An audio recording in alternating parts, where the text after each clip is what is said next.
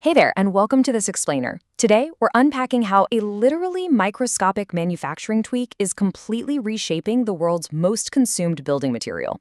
We're talking about concrete. It literally forms the foundation of our modern world, right? But despite being everywhere, concrete carries a massive hidden cost. So we're going to explore a fascinating engineering leap known as compression casting and see how researchers are using it to alter the actual physical structure of concrete. To really grasp the massive stakes here, we have to look at this totally jarring statistic from the MIT Climate Portal. Cement production alone accounts for a staggering 8% of all global CO2 emissions. 8%! To understand why that number is so high, well, we just need to look at how cement is made. It starts out as crushed minerals, which are then heated in a kiln to over 2,600 degrees Fahrenheit to make this stuff called clinker. Now, generating that immense heat, yeah, it requires a lot of fossil fuels. But beyond just the heat, the actual chemical reaction that forms the clinker releases carbon dioxide as a direct byproduct. So the very act of creating the glue that holds concrete together is fundamentally carbon heavy. And here's the thing, concrete is consumed on a scale second only to water. Just let that sink in for a second only to water. Because of this absolutely astronomical volume, even a tiny fractional reduction in the carbon footprint of its manufacturing process has massive global implications. I mean, we're always going to need concrete to build safe, affordable, and resilient infrastructure, right? From hospitals to bridges, especially as urbanization keeps increasing and our climate changes. So the question isn't really how to stop using concrete, but how to radically optimize it.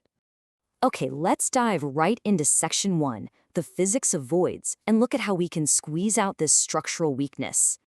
To grasp this core mechanism, I want you to picture a simple visual metaphor. Think of traditional concrete kind of like a wet kitchen sponge. When you mix the ingredients together, the cement, water, sand, and gravel, you inevitably trap microscopic bubbles of air and excess water all throughout the mixture. Engineers call these voids. Now, in a traditional pour, those microscopic voids just stay there as the concrete dries, basically acting as tiny structural weaknesses scattered throughout the material. Well, compression casting is a high-tech manufacturing process that physically squeezes that wet sponge, forcing those microscopic air and water voids completely out of the concrete before it sets. This makes the resulting material incredibly dense and super tough. So this simple visual metaphor raises a super fascinating question. What happens to our infrastructure if we eliminate those structural weaknesses before the cement even sets? Think about it. If we remove the empty space, the particles of cement and aggregate are packed much, much closer together. This means you actually need less of that carbon-heavy cement glue to achieve the exact same structural strength. It's a purely mechanical solution to a really profound chemical problem. Moving on to Section 2, let's talk about the 30-second window and the crazy industrial timing required here. Now, the incredible precision required to actually pull this off means this is definitely not some simple on-site fix. You can't just have a construction crew out in the field pushing down on a sidewalk with a trowel, right? No, this is a highly controlled, high-tech manufacturing solution.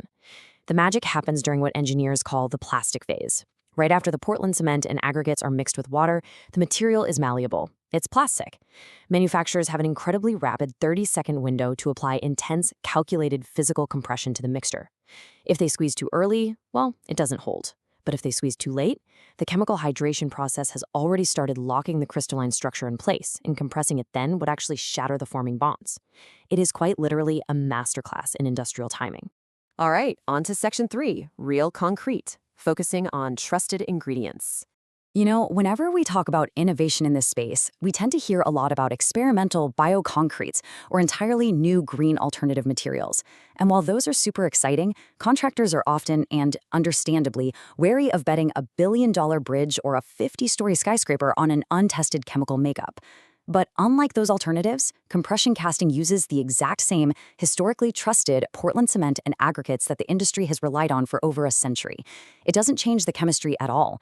It just physically optimizes the standard ingredients for absolute peak performance. So it is real concrete, just pushed to its absolute physical limit. Which brings us to Section 4, sustainability without compromise.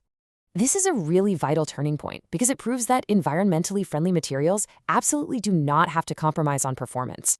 Extensive research from leading experts like Dr. Yue Wu and his team perfectly demonstrates the massive leaps this technology provides. By perfectly squeezing our metaphorical sponge, researchers have proven that they can build stronger, significantly more durable structures. But the benefits, they don't just stop at raw strength. Dr. Wu's published data shows that compression casting significantly improves carbonation resistance, which basically means the concrete degrades way less over time when exposed to the atmosphere. Plus, it successfully mitigates the brittle behavior we often see in high-strength concretes. And, amazingly enough, it works highly effectively even when incorporating high volumes of recycled powders and desert sand.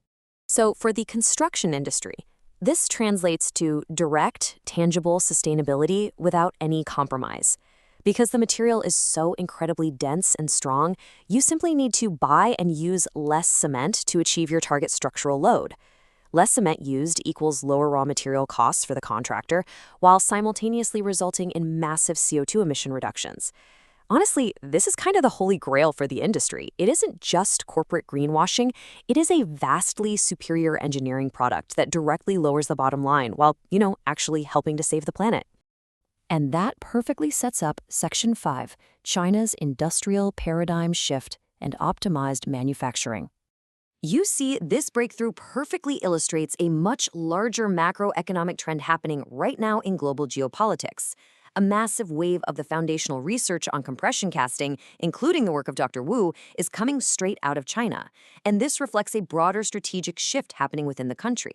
Historically, China's industrial model was focused heavily on high-volume raw output and maximum material consumption, basically building as much as possible as fast as possible. However, if you look at their current 15-5-year plan, there is this really aggressive strategic pivot. The new priority is high-quality growth. It's all about resource efficiency and highly optimized, technologically advanced manufacturing. So perfecting a technique like compression casting to literally stretch every single ounce of cement further, that is the exact embodiment of this new industrial paradigm. As we wrap up this explainer, I really want you to consider this. We are taking a material that has been used since the days of the Roman Empire, and by simply altering the physical space between its particles during a rapid 30-second window, we are fundamentally changing its climate impact and its economic value. So if we can squeeze the inefficiency out of something as elemental and basic as concrete, what other core building blocks of our world are just waiting to be entirely reimagined? Keep an eye on compression casting, folks. It's a small squeeze that's going to make a massive impact.